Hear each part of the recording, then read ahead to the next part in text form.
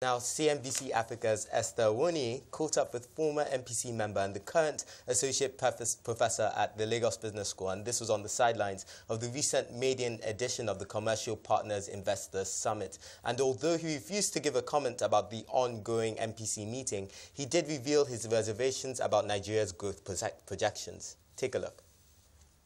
Well, you mentioned two areas where there should be an impact. In terms of funds flow, you're talking here about foreign currency or FOREX flows. Everywhere in the world where there's an election, elections are synonymous with uncertainty. And therefore, I would expect that there should be, at the very least, a slowing down. But I'm one of those who takes the view that the Nigerian elections will go well. They will be interesting, but they will go well. And I therefore do not see that the elections will create a kind of atmosphere that could be destabilizing. But that said, the point still remains to be made that at least as we approach the elections, I would expect FOREX inflows to slow down a bit.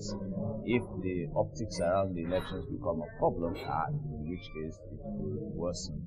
But my sense of it for now is simply that, yeah, a bit of a slowdown, but nothing that should be a problem. Okay. Now, for the banks, IFRS 9 took effect officially from the 1st of January this year, 2018. Right. So there are now ongoing conversations about how banks are going to maneuver the way around it, especially, there are questions like, are they going to need to raise fresh capital, and how do we manage the process going forward?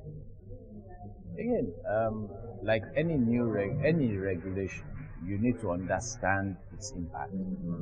Personally, I haven't seen any work that's been done that enables me to see the quantification of the impact of IFRS 9 on bank balance sheets. It's when you see that, when you know the numbers, that you can now begin to say, okay, given these are the characteristics that IFRS 9 will impart, then these are the measures that we would need to take. But my sense is that, I think, as I said in the course of my discussion earlier, that the central bank is aware and I think on top of this.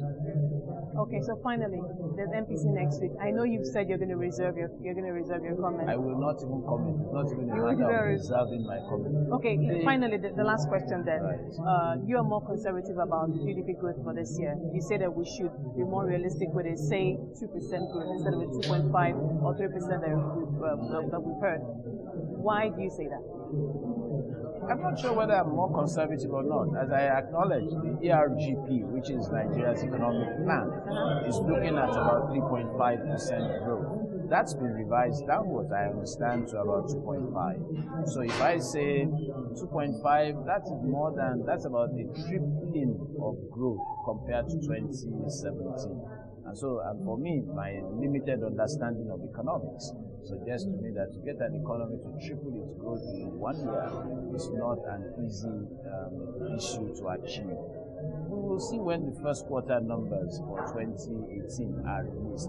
That will give us a better handle on how we are going to do this year. But I think asking for a tripling of growth is not going to be